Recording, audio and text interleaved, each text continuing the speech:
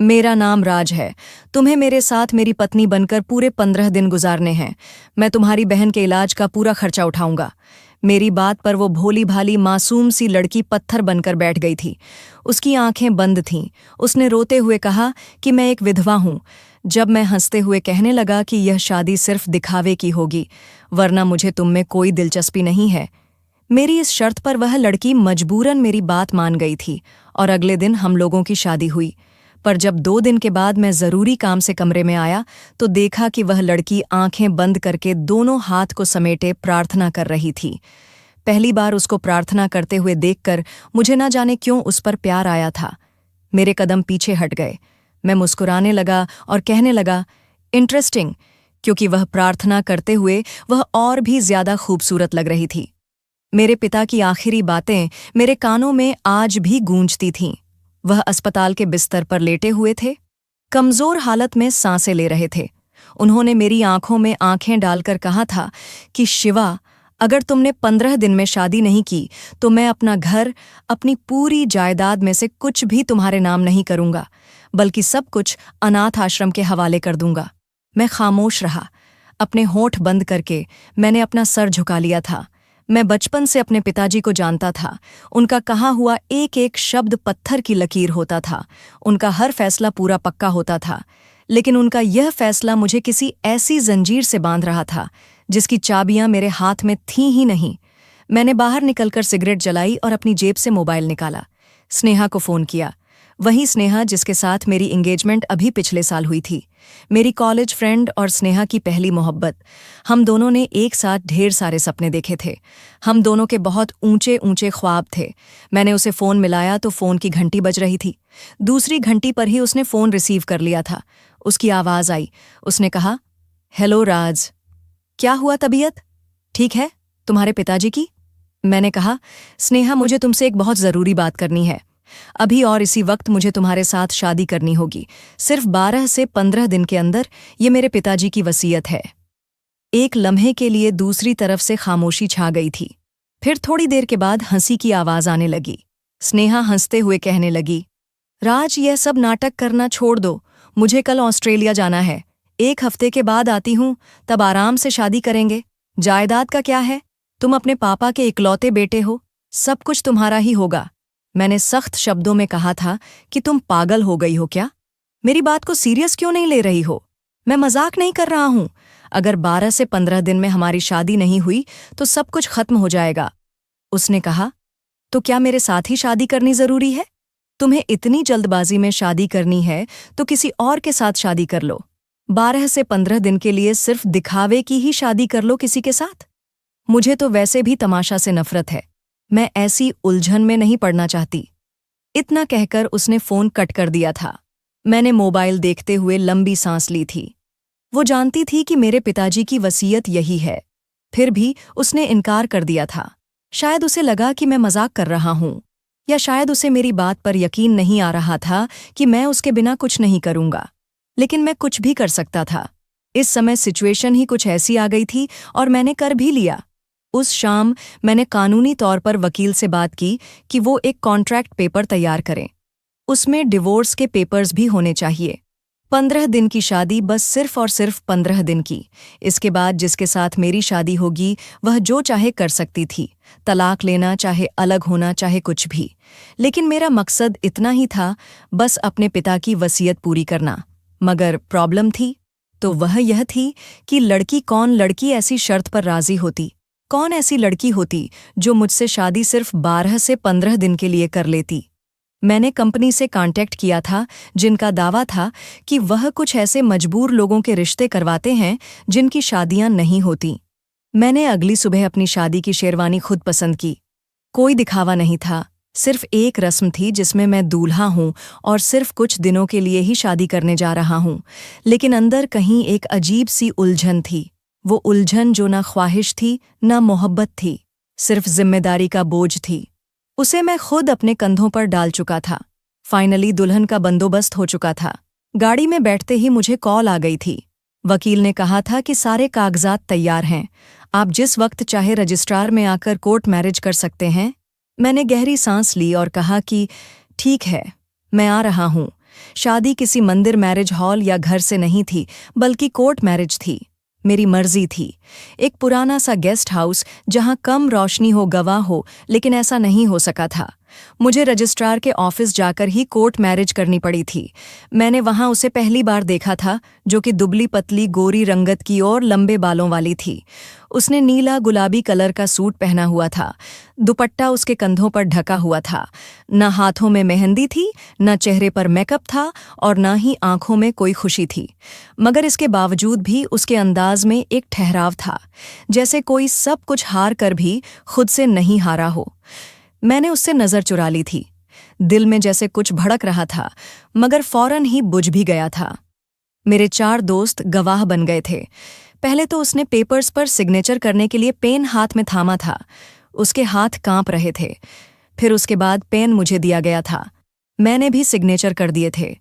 शादी पूरी हुई तो मैंने कागजात अपने पास रख ली थे। सब कुछ इतनी खामोशी से हुआ था, जैसे हम दोनों के बीच रिश्ता जुड़ नहीं रहा, बल्कि खत्म हो रहा है। शादी के फौरन बाद मैंने बाहर आकर मोबाइल खोला था और अस्पताल में फ़ोन कर दिया था। प्रिया की बहन का इलाज शुरू करवाना था। मैं वादे से भागने वाला इंसान नहीं था। फ़ोन पर डॉक्टर से बात की। बच्चे का नाम नेहा है। फाइल तैयार करके रखिए। आज ही आपके अस्पताल में उसे एडमिट करवा रहा हूं। उधर प्रिया को नौकरानी ने मेरे घर के गेस्ट रूम तक पहुंचा दिया था। उसको तो मैं अकेले में रखना चाहता था, इसलिए मैंने उसको जानबूझकर अलग हिस्सा दे दिया था, क्योंकि यह शादी, जैसे कि मैंने कहा था, कि सिर्फ दिखावे की शादी थी। दोपहर के समय प्रिया खाना नहीं खा रही थी। नौकरानी ने आकर बताया कि मालिक वह लड़की कुछ भी नहीं खा रही है, बस पूजा पाठ कर रही है। मैंने कहा, जाने तो जिद करने की कोई ज़रूरत नहीं है उसके साथ। वो खुद 12 से 15 दिन में सीख जाएगी कि यहाँ के उसूल क्या है। उस रात मैं अपने कमरे में था, फाइलों में उलझा हुआ था। मगर दिमाग में मैंने नोटिस किया था कि प्रिया के माता पिता के बारे में मुझे कुछ पता ही नहीं था। न उसने जिक्र किया था, माँ भी नहीं थी। सिर्फ एक बहन थी, नेहा। वह भी जिंदगी और मौत के बीच की जंग लड़ रही थी। इसको देखकर लगता था कि यह लड़की किसी बहुत बड़े नर्क से गुजर कर आई है। मगर फिर मैं खुद को समझाया करता था कि मुझे इस बात से क्या मतलब, मुझे उसके परिवार से, उसकी पर्सनल जिंदगी से क्या लेना देना। ये तो एक सौदा है ना। मुझे उसकी जिंदगी से कोई मतलब होना नहीं चाहिए ना, उसे मेरी जिंदगी से कोई मतलब होना चाहिए। अगले दिन सुबह मैं नाश्ते की टेबल पर था। टेबल पर एक खत रखी हुई थी। उसमें लिखा था कि राज जी, हम दोनों की शादी हो गई है। हम दोनों की शादी लीगल है। ऊपर वाला हमारा गवाह है। मैं अपने भगवान से बहुत प्रार्थना करती हूँ और उसकी आभारी रहूंगी। उसने मुझे आप जैसा हमसफर दिया। मैं उसका यह खत पढ़कर हैरान रह गया था। यह मुझे साफ बता रहा था कि वह इस शादी के लिए बहुत ज़्यादा सीरियस है। वह उसको कॉन्ट्रैक्ट शादी नहीं समझ रही है। मैंने वह कागज़, यानी वह खत, जेब में रख ली थी, ना जाने क्यों। तीसरे दिन मैंने अस्पताल जाकर प्रिया की बहन नेहा से मुलाकात की थी। वह बहुत ही कमज़ोर थी, कम उम्र की थी, लेकिन मुझे देखकर जब मुस्कुराई तो मुझे अच्छा लगा था। मैंने कहा कि आपकी बहन बहुत बहादुर है। उसने मुझसे सिर्फ इतना पूछा कि आप मेरे जीजू हो। मैंने हंसते हुए कहा कि हाँ।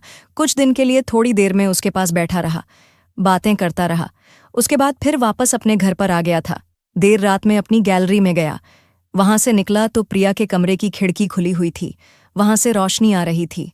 दिल कर रहा था कि जाकर देखूं वह क्या कर रही है, लेकिन फिर खुद को रोक लिया था। कई दिन गुजर चुके थे। वो इसी तरह खामोश अपने कमरे में रहती थी। वो कभी कमरे से बाहर निकलकर नहीं आई थी। मैंने उसका चेहरा पहली बार कोर्ट मैरिज वाले दिन देखा था। उसके बाद से अभी तक ना तो मेरा उससे सामना हुआ था और ना ही मैंने उसका चेहरा देखा था।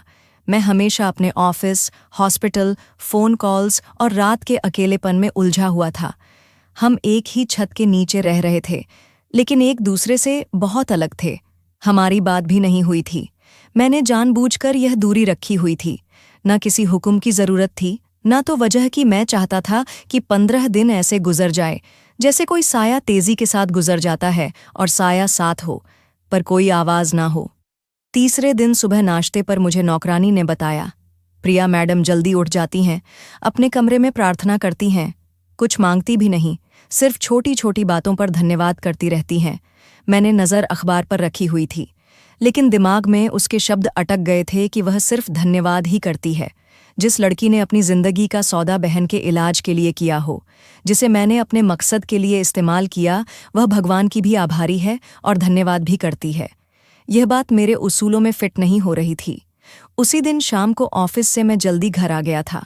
बारिश फूट पूरी तेज हो रही थी। आसमान पर बादलों की गरज थी। मुझे अचानक बेचैनी सी हुई कि आज घर की कंडीशन कुछ बदली हुई सी क्यों लग रही है। कुछ खींच रहा था, जैसे कमरे की खामोशी और चीख बनने से पहले का लम्हा। अपना कोट उतारते हुए मैं गैलरी के सामने गया। उसके कमरे की खिड़की से हल्की सी रोशनी आ रही थी। उसके कमरे का दरवाज़ा खुला हुआ था। मैं दबे पांव अंदर दाखिल हुआ। मैंने कदम रोक दिए। वह हाथ जोड़कर प्रार्थना कर रही थी। उसकी कोई आवाज़ नहीं थी। वह बिल्कुल खामोश बैठी हुई थी। उसने आंखें बंद की हुई थीं और उसके हाथ जुड़े हुए थे। मैंने पहली बार ठीक से उसका चेहरा देखा था, सीधा, सिंपल और सुंदर, चांद जैसा नहीं, क्योंकि चांद में तो दाग होता है, उसके चेहरे पर तो कोई दाग नहीं था। एक सुकून था। मैं कुछ देर तक इसी तरह खड़ा रहा। कदम खुद ब खुद पीछे हट रहे थे, जैसे किसी ने मेरे बीच में दखल दिया हो। और फिर एक लम्हे के लिए मेरे होठों पर मुस्कुराहट आ गई थी। मैंने कहा, इंटरेस्टिंग, और यह कहकर मैं पलट आया था। अगले दिन शाम के समय लाइट चली गई थी। नौकर हाथ पैर मारने लगे। जनरेटर में कुछ खराबी आ गई थी। मैंने खुद फ्लैश लाइट लेकर सिस्टम चेक करना शुरू किया। वापसी पर मैं जब उसके कमरे के सामने से गुजरा तो अंदर अंधेरा था। बस खिड़की से बाहर आती चांदनी अंदर फैल रही थी। मैंने हल्के से दरवाज़ा खटखटाया। वो कहने लगी कि जी कौन? मैंने कहा, लाइट चली गई है। सब ठीक है ना? अगर तुम्हें कोई परेशानी हो तो बता देना। उसने कहा कि नहीं, सब ठीक है, आपका शुक्रिया। रोशनी हमेशा अंधेरे में रास्ता ढूंढ ही लेती है। उसका यह जवाब मुझे कुछ लम्हों के लिए रोक गया था। मैंने दरवाज़ा नहीं खोला था, बस वापस पलट कर आया और सोचता रहा कि यह लड़की कौन है जो दुख में भी खुश रहती है, सुकून से रहती है, कोई शिकायत भी नहीं करती, अंधेरे में भी उम्मीद की बात करती है और खामोशी में भी शब्दों से बोलती है जो अंदर तक गूंजने लगते हैं। उस रात मैंने कोई नशा नहीं किया था। देर रात मैंने अपनी डायरी खोली और उसमें सिर्फ एक लाइन लिखी, यह लड़की जो चुप रहती है मगर हर लम्हा कुछ न कुछ सुनाती है, वह कहाँ से आई है। मैं जानता था वह चेहरा अब मेरे दिमाग में उतर गया है, जो सिंपल था मगर बहुत सुंदर था, बहुत स्पेशल था। तीसरे दिन रात को नौकरानी ने बताया, प्रिया मैडम खाने में सिर्फ चावल और दही मांगती हैं, बाकी कुछ नहीं। मैंने सर हिला दिया और कहा, जो वह मांगे उसे दे दिया करो, बिना सवाल किए। अगले दिन मेरे कमरे के दरवाजे पर एक ट्रे रखी हुई थी। उस पर चाय का कप और एक छोटी सी डिश में ड्राई फ्रूट्स रखे हुए थे और एक लिफाफा था जिसके अंदर एक खत थी। उसमें लिखा हुआ था कि आप मेरा बहुत ख्याल रख रहे हैं, जैसे मैं आपके लिए कोई मेहमान हूँ, लेकिन मैं भी आपकी पत्नी हूँ। मेरा भी फ़र्ज़ आपसे बढ़कर कुछ बनता है। अब मैं जानता था वो दीवार जिसे मैंने उसके और अपने बीच में खड़ा कर दिया था, वो कमज़ोर होने लगी है। रात को काफ़ी देर हो चुकी थी। मैं अपने कमरे में बैठा फाइलों में उलझा हुआ था, लेकिन दिमाग पर वहीं सवार था। चाय और वो लिखी गई खत और वो चेहरा, सब दिमाग की दीवारों पर जैसे जम गया था। मोबाइल में टाइम देखा तो रात के 2:30 बज रहे थे। कुछ बेचैनी सी हो रही थी, जैसे घर में मेरी सांस रुक रही हो। मैं गैलरी में आ गया था तो रोशनी धीमी थी। किचन की तरफ गया कि शायद पानी पी लूं। अचानक एक सिसकी सुनाई दी, धीमी मगर अंदर गूंजती हुई। मैं चौंक गया था। आवाज़ कमरे से आ रही थी। मैं धीरे धीरे कदमों से कमरे के करीब गया। दरवाज़ा बंद नहीं था, हल्का सा खुला हुआ था। अंदर झांका तो देखा कि वह ज़मीन पर बैठी अपने दोनों घुटने सीने से लगाए रो रही थी। उसका सर झुका हुआ था, चेहरा दुपट्टे की आड़ में ढका हुआ था। मैं कुछ देर दरवाजे पर खड़ा रहा, हिचकिचाते हुए अंदर चला गया।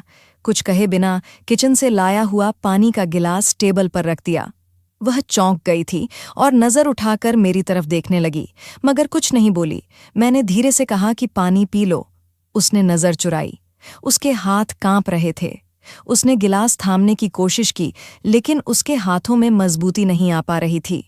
मैंने आगे बढ़कर गिलास थाम लिया था। उसके हाथ में दिया। उसी लम्हे मेरे हाथ उसके हाथ से टकराए थे। ठंडे हाथ, जैसे कोई बिजली ना हो वो मिट्टी हो। मैंने फौरन अपना हाथ हटा लिया। उसकी छुन मेरे अंदर तक महसूस हुई थी। बाहर मैंने किसी का हाथ थामा और लगा कि यह हाथ पूरा है, जैसे हाथों के बीच कोई नया रिश्ता है। लेकिन अगले ही लम्हे मैंने खुद को झटक दिया था। गिलास छोड़कर मैं पीछे हटा और सोचा कि यह सिर्फ सौदा है, राज भूल मत जाना। मैंने दिल ही दिल में खुद को याद दिलाया था। मैं पलटने लगा तो उसने धीमी आवाज में कहा कि कभी कभी इंसान सिर्फ चुप रहना चाहता है क्योंकि शब्द कम पड़ जाते हैं। मैं रुक गया। उसकी आवाज में शिकायत नहीं थी। मैंने पीछे पलटकर देखा तो वह अपनी आंखों से आंसू साफ कर रही थी। मैंने कहा, अगर कुछ चाहिए हो तो बता देना। यह कहकर मैं कमरे से निकल गया था। अगली शाम डॉक्टर का फोन आया कि नेहा की टेस्ट रिपोर्ट्स बेहतर थीं। मैं खुश हुआ, लेकिन जिसके लिए मैं यह सब कुछ कर रहा था वह खुद खामोशी की दीवारों के पीछे छुप गई थी। मैं ऑफिस जाने के लिए तैयार हो रहा था। जब बाहर कुछ शोर सा हुआ, नौकर ने आकर कहा कि सर, बाहर एक मैडम आई है, कहती हैं कि आपकी मंगेतर हैं। उन्होंने अपना नाम स्नेहा भट्ट बताया है। मैंने गर्दन झटकी। वह ऑस्ट्रेलिया से आ गई थी। मैंने कहा, उन्हें ड्राइंग रूम में बिठाओ, मैं आ रहा हूं। दरवाज़ा खुलते ही वह अंदर धड़धड़ाते बोलने के अंदाज में दाखिल हुई थी। जीन्स टॉप में चेहरे पर मेकअप था और आवाज में कड़कपन था। उसने कहा कि यह लड़की कौन है जिसने तुमसे शादी की है? ये मेरी जगह क्यों है? मैंने सुकून से कहा, स्नेहा बैठो। उसने कहा कि नहीं, मुझे जवाब चाहिए। तुमने शादी कर ली? सच में? मुझे बिना बताए मैंने ठंडी सांस ली और कहा कि तुमने इनकार कर दिया था, इसीलिए मैंने फैसला कर लिया। उसने कहा कि यह सब झूठ है, मैं सिर्फ 2 दिन लेट हुई हूं। तुमने मेरे ना आने पर किसी दूसरे लड़के को अपना नाम दे दिया। मैंने कहा, तुम लेट हुई और वह टाइम पर आ गई। वह हंसने लगी और कहने लगी, तुम उसे पत्नी कहने लगे, यह अभी भी सिर्फ कॉन्ट्रैक्ट है। मैंने नज़र चुराई और कहा, यह शादी सिर्फ एक मकसद से हुई थी जो तुम्हें पता है। अब तुम आ गई हो तो हमारे बीच की बहस कोई भी फायदा नहीं है। उसने कहा कि अच्छा, तुम्हारे शब्दों में नरमी आ गई है उसके लिए। मैं खामोश रहा। स्नेहा के कदम तेज थे। वह घर के अंदर की तरफ बढ़ने लगी। उसने कहा कि मैं उसको देखना चाहती हूं, जिसने तुम्हारे साथ शादी की है।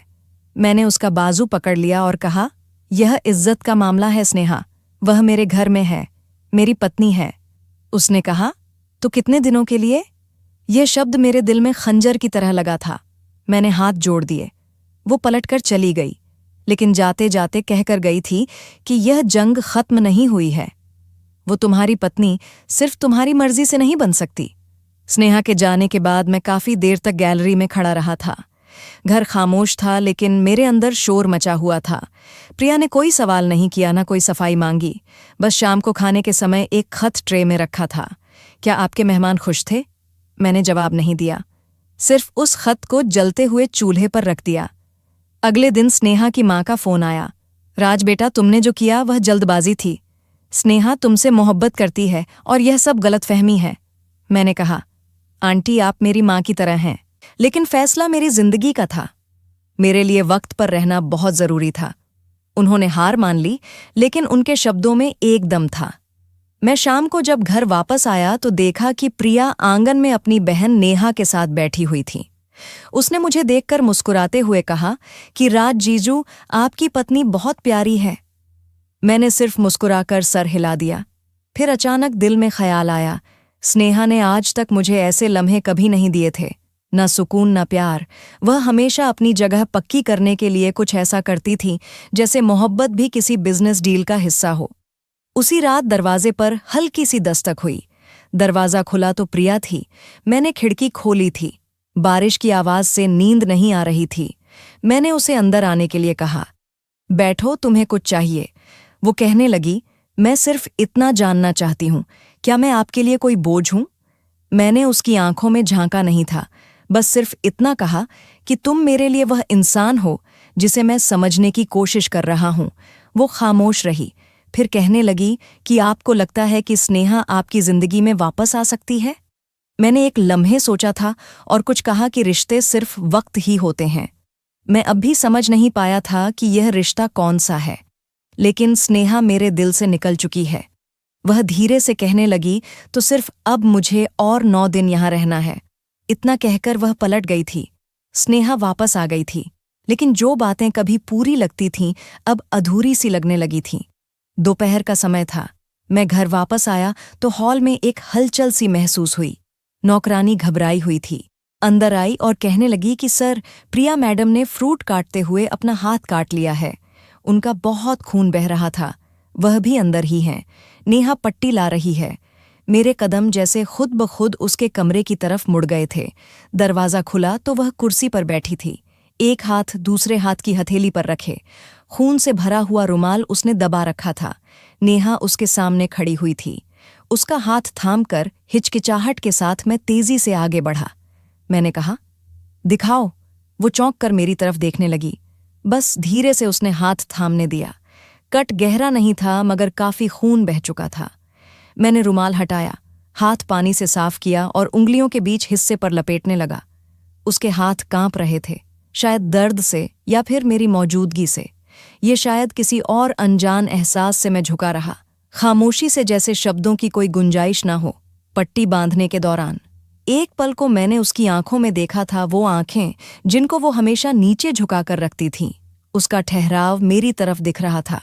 मैंने कहा, क्या हुआ था? उसकी आवाज नरम तरीके से निकली, जैसे सवाल भी इजाजत मांग रहा हो। उसने हल्की सी सांस ली और कहा, कभी किसी का हक छीनने पर ऊपर वाला खुद सजा दे देता है। मैंने हाथ रोक लिया। कुछ कहने के लिए उसका चेहरा देखा। वो पछतावा नहीं था, उसके शब्दों में न किसी पर इल्जाम था। वह बस एक सच बोल रही थी जो शायद वह खुद पर लागू समझ रही थी। मैंने नरमी से उसके हाथ की पट्टी कर दी थी। फिर कहा, कभी कभी जो चीज़ छीनी या समझी जाती है वह ऊपर वाले की तरफ से देन होती है, और जो चीज़ अपनी लगती है वह आजमाइश बन जाती है। प्रिया ने सर झुका लिया। कोई बहस नहीं की, कोई जवाब नहीं दिया, बस उसकी खामोशी जो हर बात का जवाब बन गई। वह लम्हा छोटा सा था, एक जख्मी हाथ, थोड़ी सी पट्टी और एक ऐसा शब्द, लेकिन वह लम्हा मेरे दिल पर निशान छोड़ गए थे। अगले दिन मैंने वापसी पर देखा कि नेहा दरवाजे पर बैठी हुई थी, कुछ कपड़ों की सिलाई कर रही थी। नेहा ने मुझे देखकर हाथ हिलाया, कहने लगी कि जीजू, आपको पता है कि आपकी पत्नी बहुत अच्छी कढ़ाई करती है, मुझे गिफ्ट बनाकर दे रही है। मैंने नेहा की तरफ देखा और फिर नजर झुका ली। मेरे होठों पर हल्की सी मुस्कुराहट थी। उसी रात मैंने प्रिया के कमरे के दरवाजे पर दस्तक दी। मैंने कहा कि मैं अंदर आ सकता हूं?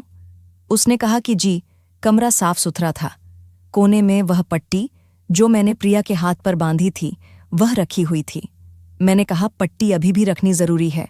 उसने कहा कि यह निशानी है और कुछ तकलीफें खुद को याद रखने के लिए होती हैं।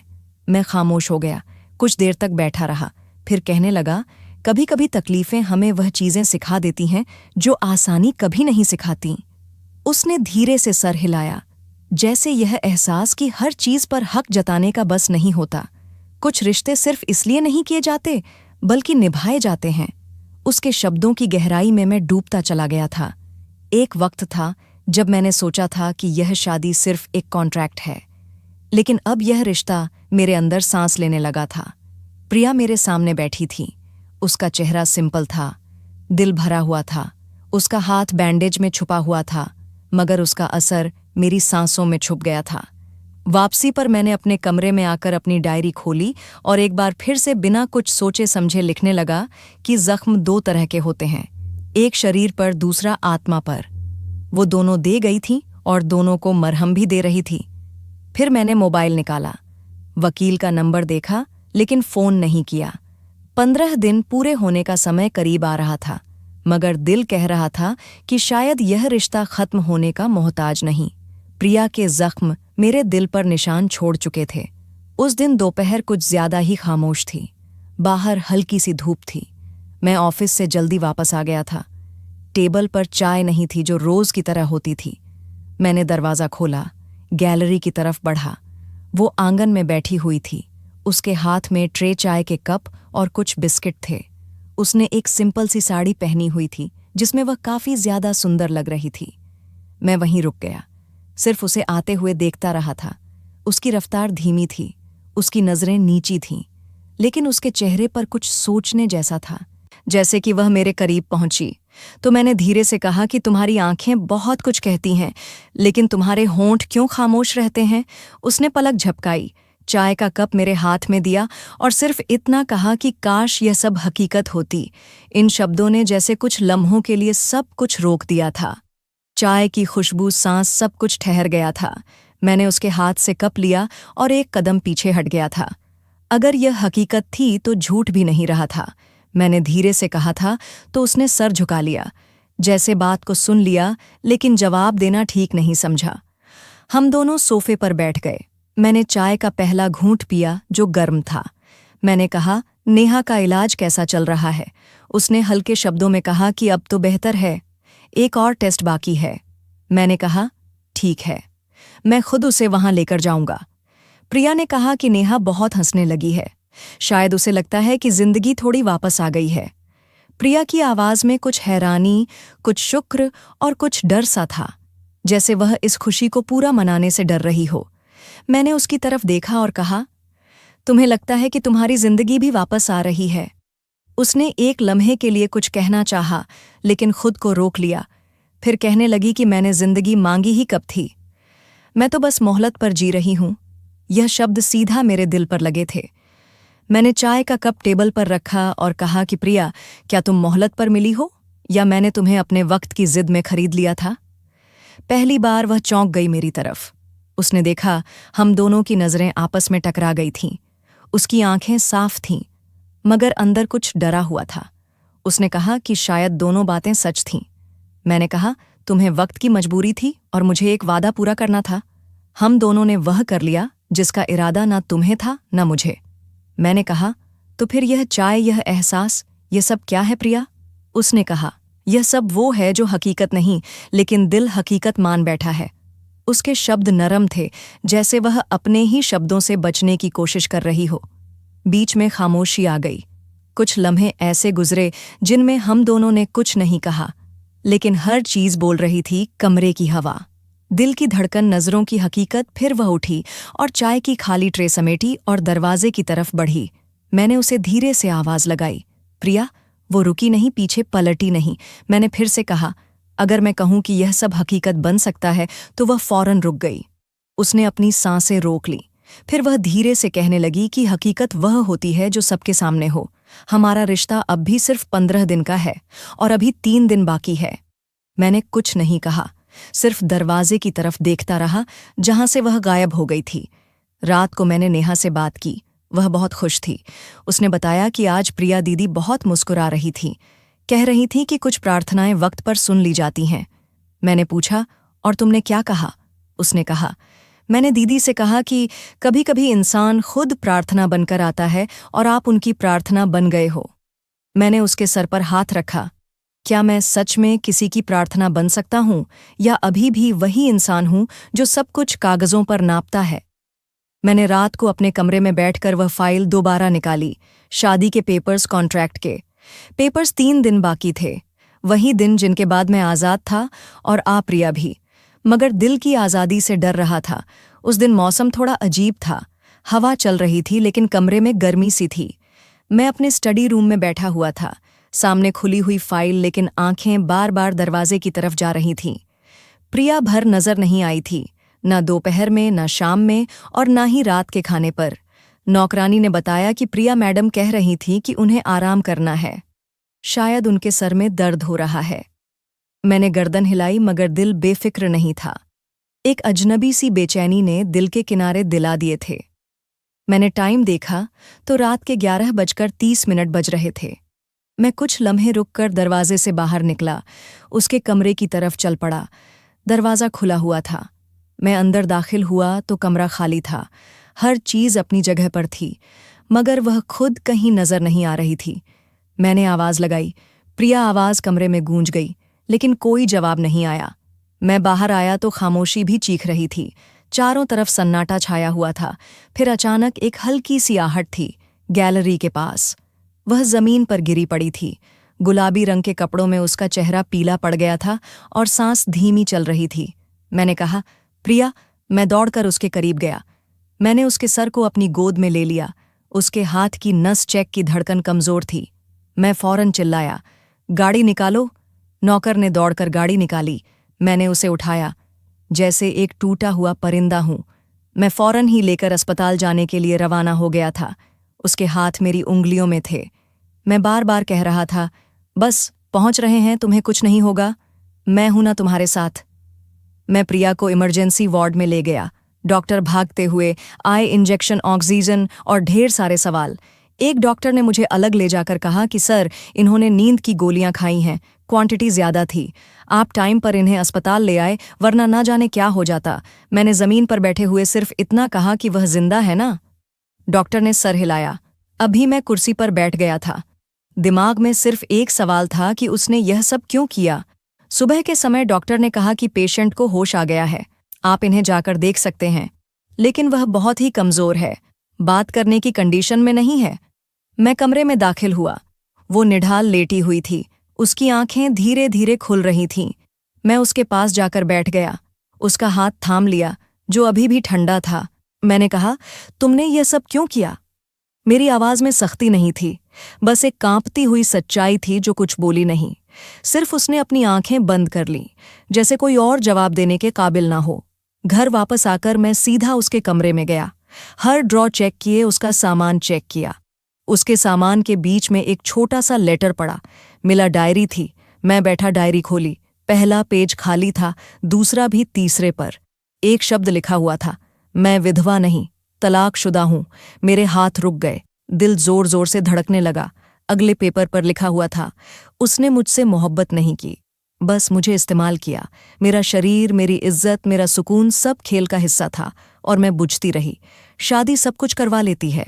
एक दिन उसने कहा कि तुम मेरे काबिल नहीं हो और मुझे डिवोर्स दे दो, जैसे मैं कोई चीज हूं जिसे इस्तेमाल करने के बाद फेंक दिया जाता है। मैंने जीना छोड़ दिया था, सिर्फ अपनी बहन का चेहरा देखकर रोज मरने से रुक जाती थी। फिर तुम मेरी जिंदगी में आए राज, और तुमने कहा कि सिर्फ 15 दिन के लिए मैं तुम्हारी पत्नी बन जाऊं। मैंने सोचा शायद अब शरीर को बेचने का काम कानूनी हो गया है, कम से कम इस बार मेरी बहन बच जाएगी। यह सब पढ़कर मेरी आंखों में आंसू आ गए थे, हर शब्द दुख से भरा हुआ था। मैंने सोचा, जो लड़की इतनी सुकून से प्रार्थना करती है, जो रोज खामोश रहती है, वो अंदर से इतनी जख्मी थी। एक पेपर पर लिखा हुआ था, तुम खुश होते हो, पर तुम्हारे सवाल मुझ तक पहुंच जाते हैं। तुम्हारी नज़रों में कुछ था जो बाकियों से बहुत अलग था। मैं डर गई थी, कहीं इस बार मेरा दिल ना लग जाए। मैंने डायरी बंद कर दी। मैं कुछ भी समझने के काबिल नहीं रहा था, मेरे हाथ कांप रहे थे। मैं बाहर हॉल में आकर बैठ गया था, सर हाथों में छुपा लिया था मैंने, जिसे सौदा समझा था। वह लड़की तो खुद जिंदगी की जंग लड़ रही थी। मैंने अपना मोबाइल निकाला, वकील का नंबर डायल किया, फिर काट दिया। ये वक्त कानून या कॉन्ट्रैक्ट का नहीं था, ये वक्त दिल का था, सच का था। अस्पताल वापस जाने पर मैं सीधा उसके कमरे के बिस्तर के करीब गया। वो जाग रही थी, उसका चेहरा कमजोर था, लेकिन आंखें खुली हुई थीं। मैंने कहा, मुझे तुमसे माफ़ी नहीं चाहिए, मैं बस इतना चाहता हूं कि तुम जियो अपनी मर्जी से, अपनी इज्जत के साथ। वो खामोश रही, मगर उसकी आंखों में पहली बार हल्की सी नमी के साथ एक रोशनी थी। मैं अस्पताल से प्रिया को घर ले आया था। वह बहुत ही कमजोर थी, लेकिन अब खामोश नहीं थी, बस थकी हुई सी लग रही थी। नेहा ने दरवाजे पर आते ही उसे गले लगा लिया था, जैसे वह बरसों के बाद वापस आई हो। घर का माहौल थमा हुआ था, हर कोई सावधान था, जैसे सब कुछ जानते हुए भी अनजान बने बैठे हों। मैंने उसके आराम के लिए उसे गेस्ट रूम के बजाय अंदर वाले कमरे में भेज दिया था। यह वही कमरा था जो कभी मेरे मम्मी पापा का हुआ करता था।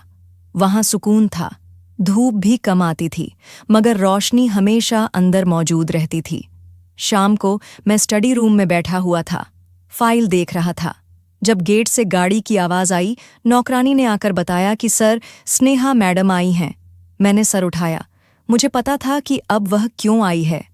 दरवाज़ा खुला, स्नेहा का चेहरा घमंड और गुस्से से भरा हुआ था। उसने कहा, राज, अब हद हो गई है, मैं तुम्हारी खामोशी और तुम्हारे फैसले दोनों से तंग आ चुकी हूं। वो सीधा मेरे सामने आकर खड़ी हो गई। मैंने ठंडे शब्दों में कहा कि बैठो, मुझे तुमसे बात करनी है।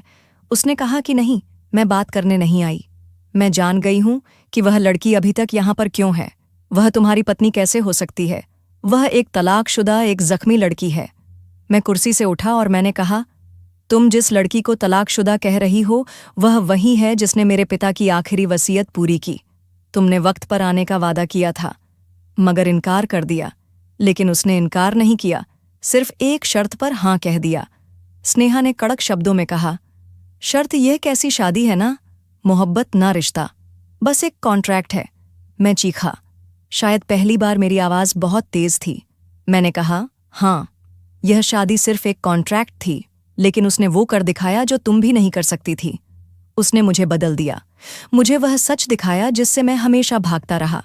स्नेहा की आंखों में आंसू आ गए, मगर वह रुक गई और कहने लगी कि राज, वह लड़की तुम्हारी मोहब्बत कैसे बन गई?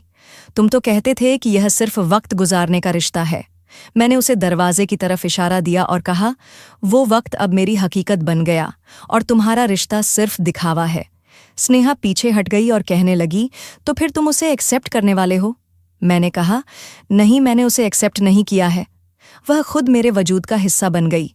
स्नेहा ने कंधे उचकाए, उसकी आंखों में जलन उभर आई थी। वह कहने लगी कि तुम मेरे साथ ऐसा नहीं कर सकते। राज, मैंने कहा, मैंने तुम्हारे साथ वो किया जो तुम्हारे बिहेवियर पर डिपेंड करता था। तुमने मेरी मजबूरी को तमाशा समझा। उसने मेरी मजबूरी में जान डाल दी। उसने कहा, मैं तुम्हारे पिता की पसंद थी। मैंने कहा, नहीं, तुम मेरे पिता की शर्त से भागी हो और वह उस शर्त का हिस्सा बनी। उसने पलटने से पहले कहा कि उस लड़की की सच्चाई तुम्हें ले डूबेगी। राज, मैंने सख्त शब्दों में कहा, मुझे उसकी सच्चाई में डूबना कबूल है, लेकिन तुम्हारे झूठ में जीना नहीं। स्नेहा चली गई। मैं वहीं खड़ा रहा। दरवाज़ा बंद करने की हिम्मत नहीं हुई। कई लम्हे बाद मैंने गहरी सांस ली और सोचा, जिससे शादी की उससे मोहब्बत हो गई। उस रात मैंने कमरे की लाइट बंद कर दी। प्रिया के कमरे की तरफ देखा। दरवाज़ा बंद था। धीमी सी रोशनी आ रही थी। मैं उस रोशनी को देखता रहा। फिर स्टडी रूम में गया और डायरी निकाली। लिखा, इश्क कुछ मांगता नहीं, बस वक्त के दायरे में खुद को सौंप देता है और मैं बह चुका हूँ उसकी आहट, उसकी खामोशी और उसके सब्र में। दूसरे दिन नाश्ते के टेबल पर प्रिया नहीं थी। नौकरानी ने बताया कि वह आराम से दोपहर को आएंगी। उन्हें कुछ देर तक अपने कमरे में ही प्रार्थना करनी है। मैंने कुछ नहीं कहा। मैं ऑफिस गया, लेकिन वहां मेरा काम में मन नहीं लगा तो घर वापस आ गया। घर की दहलीज पर दाखिल होते ही नेहा दौड़ते हुए आई और कहने लगी कि आज दीदी ने एक नई डिश बनाई है, आपको खिलाने के लिए कहा है। मैं मुस्कुराने लगा और मैंने कहा, मैं तैयार हूं। मैं किचन में दाखिल हुआ। प्रिया टेबल सजा रही थी। उसके चेहरे पर चमक थी। मैंने उसे देखकर धीरे से कहा, कल स्नेहा आई थी। वो रुक गई और मुझे देखने लगी। कहने लगी कि मुझे पता था, उसे तो आना ही था। मैंने कहा, प्रिया, तुम वो हो जिसने मेरी और मेरे पिता की इज्जत बचाई है। प्रिया ने नज़र उठाई। कुछ कहने की कोशिश की, मगर वह कुछ बोली नहीं, बस मेरी तरफ देखने लगी। मैंने कहा, प्रिया, मैं तुमसे मोहब्बत करने लगा हूं इस बार। वह हल्के से मुस्कुराने लगी, जैसे जानती हो। फिर नज़र नीचे रख ली। वो जानती थी कि अब मैं भी, और अब यह रिश्ता शब्दों से आगे निकल चुका था। 15 दिन गुजर चुके थे। सुबह जब मैं उठा तो बंगले में सब लोग जाग चुके थे, लेकिन एक अजीब सा सन्नाटा था। कमरे की खिड़की से रोशनी अंदर आ रही थी। टाइम सुबह के लगभग 6 बज रहे थे, जैसे कोई कह रहा हो कि वक्त पूरा हो चुका है। मैं बाहर निकला तो किचन में हरकत नजर आई। नेहा टेबल पर नाश्ते की चीजें रख रही थीं, लेकिन प्रिया वहां नहीं थी। मैंने धीरे से पूछा कि प्रिया कहाँ है? नेहा ने गर्दन नीचे रखते हुए कहा, वह अपने कमरे में है, शायद सामान पैक कर रही हैं। यह शब्द जैसे मेरे शरीर से जान निकाल गए थे। मैं खामोश रहा। मेरे लिए जवाब देना मुश्किल लग रहा था, जैसे हर शब्द बोझ बनकर मेरे गले में अटक रहा हो। दोपहर के करीब मैं उसके कमरे की तरफ गया। दरवाज़ा खुला हुआ था। मैं अंदर दाखिल हुआ तो प्रिया जमीन पर बैठी हुई थी। सूटकेस खुला हुआ था। कुछ कपड़े पैक किए जा चुके थे और बाकी के रख रही थी। वो धीरे धीरे अपना सारा सामान रख रही थी। ऐसा लगता था जैसे उसने जाने का फैसला कब का तय कर लिया है। मैं दरवाजे पर ही रुक गया। कुछ देर इसी तरह खड़ा रहा। प्रिया ने मुझे देखा नहीं था।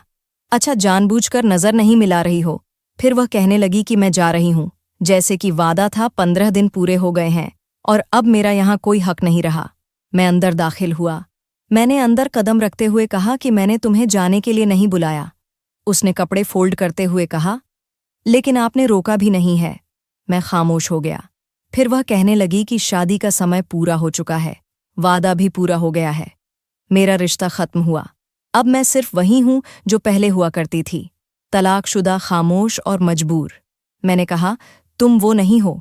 तुम वो हो जिसने मुझे आईना दिखाया, जो मेरी दुनिया में आई और सब कुछ बदल कर रख दिया। वो धीरे से मुस्कुराई। उस दिन पहली बार उसने कहा, तो फिर आपको यह बात 15वें दिन ही क्यों याद आई? 14वें दिन या 13वें दिन या 13वें दिन भी तो याद आ सकती थी ना? आपने मुझे क्यों नहीं कहा कि मुझे रुक जाना चाहिए? मैं खामोश हो गया था। कुछ लम्हे गुजर गए। मैं फिर बोला कि वादा दिल से किया जाता है। ये शब्द जैसे हवा में ठहर गए थे। वो उठ खड़ी हुई। उसने अपना सूटकेस बंद किया और खिड़की की तरफ चल दी थी। हल्की हवा अंदर आ रही थी। पर्दा उड़ रहा था। उसने कहा, राज, दिल से किए गए वादे हमेशा वक्त से पहले टूट जाते हैं, और वक्त के वादे वह कभी दिल के काबिल नहीं होते। मैंने कदम आगे बढ़ाया, उसके पीछे जाकर खड़ा हो गया। मैंने कहा, प्रिया, तुमने एक सौदा पूरा किया, मैंने एक वसीयत निभाई, लेकिन जो हमने महसूस किया वह क्या था? वह कोई झूठ था। उसने कहा कि कुछ भी महसूस करना जुर्म नहीं होता, बोलना हक है। आपने कभी नहीं कहा कि मैं आपके लिए कुछ मतलब रखती हूँ, और मैंने भी कभी नहीं कहा कि मैं ठहरना चाहती हूँ। मैंने पहली बार उससे सवाल किया, लेकिन तुम रुकना चाहती हो ना? वो मेरी तरफ पलटी। उसकी आंखों में आंसू थे और कहने लगी कि हाँ, लेकिन खुद नहीं कह सकती, क्योंकि मैंने वादा किया था, और वादा निभाने वालों को खुद सबसे ज्यादा वादा प्यारा होता है। उस पर मुझे लगा कि सब कुछ रोक दूं। वक्त, फासला, कस्में, सब कुछ वो सूटकेस के साथ बाहर निकली। नौकर नेहा दरवाजे के बाहर खड़ी हुई थी। उसने लिपट कर प्रिया को गले लगा लिया और कहने लगी कि दीदी, आप कहाँ जा रही हो? प्रिया ने उसके सर पर हाथ रखा और कहने लगी, कहीं नहीं, बस एक वादा पूरा कर रही हूं, लेकिन तुम्हारे दिल में हमेशा रहूंगी। गाड़ी गेट पर खड़ी थी। मैं दरवाजे पर आया। नौकर ने सामान रखा। प्रिया गाड़ी के दरवाजे के करीब पहुंची। मैंने आखिरी बार पुकारा। वह रुक गई, लेकिन उसने पलट कर नहीं देखा। मैंने कहा, अगर तुम जा रही हो तो चली जाओ ना, कि मेरे वादे को निभाने के लिए। वह कुछ देर खड़ी रही, फिर धीरे धीरे गाड़ी में बैठ गई। दरवाज़ा बंद हुआ, गाड़ी चल पड़ी। मैं वहीं दरवाजे के पास खड़ा रहा जब तक गाड़ी नज़रों से ओझल नहीं हुई। वह जा चुकी थी। वो 15 दिन जो कभी बोझ हुआ करते थे, अब कमी बन गए थे।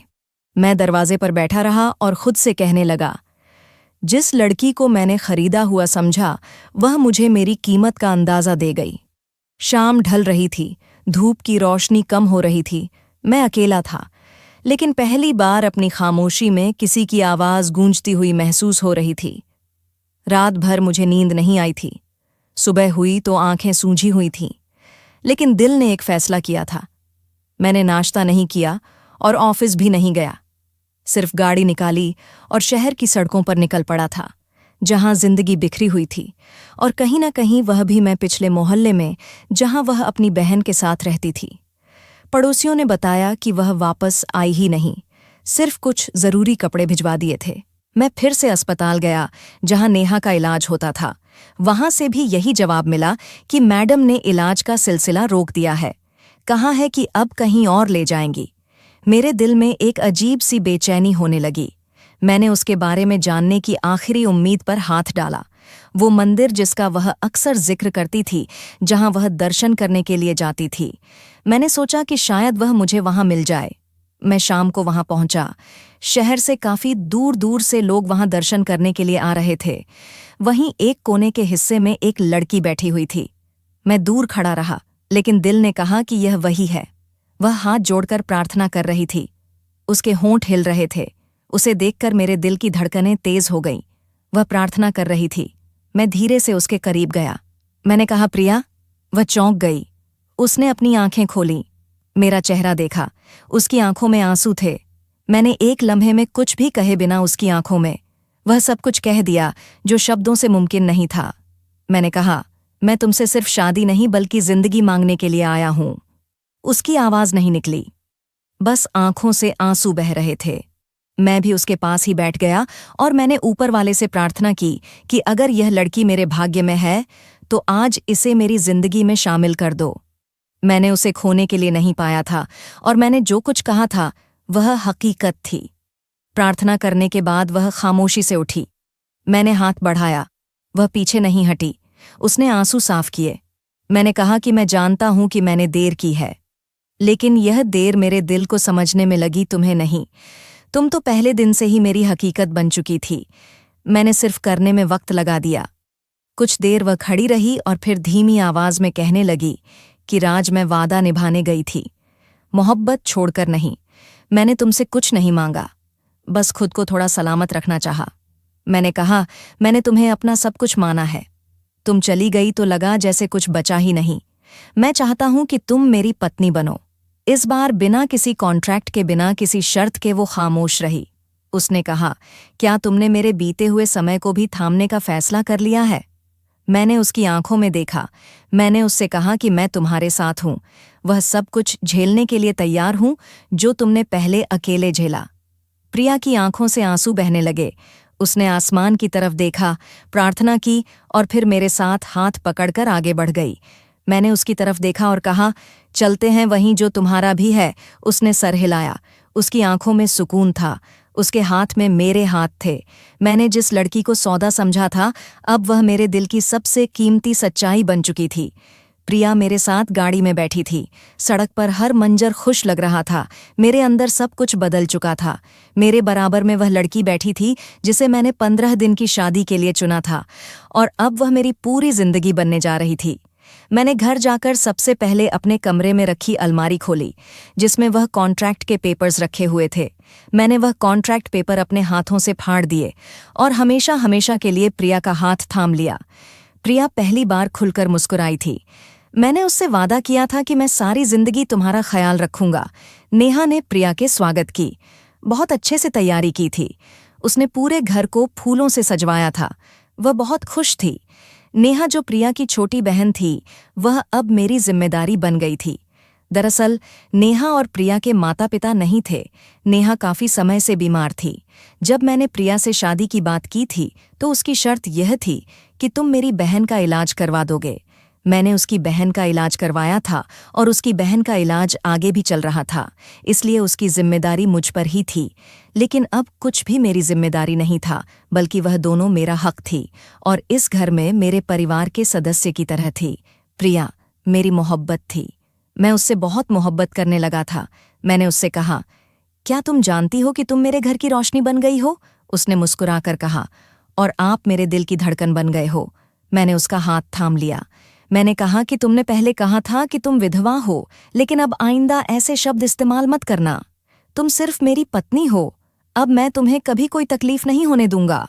वक्त गुजरता गया और नेहा का इलाज भी पूरा हो गया था। हम दोनों एक दूसरे के साथ बहुत खुश रहते थे और हमारे साथ साथ नेहा भी कुछ समय के बाद प्रिया को मां बनने की खुशी मिली। ये सुनकर मेरे कदम जमीन पर नहीं थे। मैं बहुत खुश था। हम दोनों की पूरी जिंदगी बदल चुकी थी। प्रिया ने बेटी को जन्म दिया।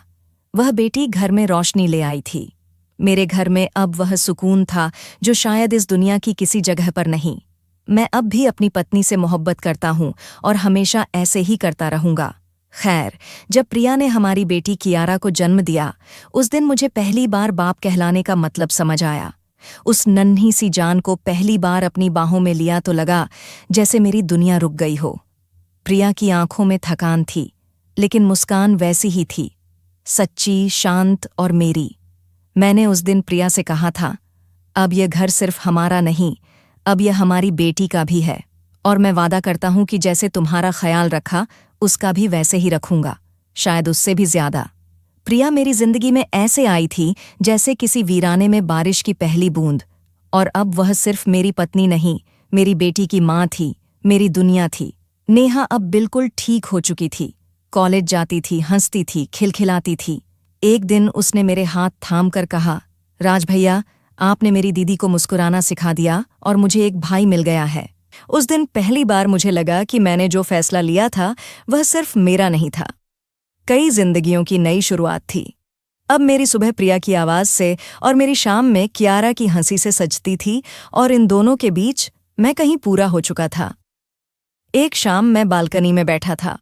प्रिया मेरे पास आई और बोली, जानते हो राज, जब मैं पहली बार इस घर में आई थी तो मुझे यकीन नहीं था कि यह घर कभी मेरा हो पाएगा। मैंने उसका हाथ पकड़ा और कहा, और आज यह घर तुम्हारे बिना अधूरा है। हम दोनों चुपचाप बैठ गए। कहने को कुछ नहीं था, लेकिन जो महसूस हो रहा था वह शब्दों से कहीं बड़ा था। अब मैं जब भी प्रिया को देखता हूं तो मन ही मन शुक्रिया करता हूं उस पल का जब उसने हाँ कहा था।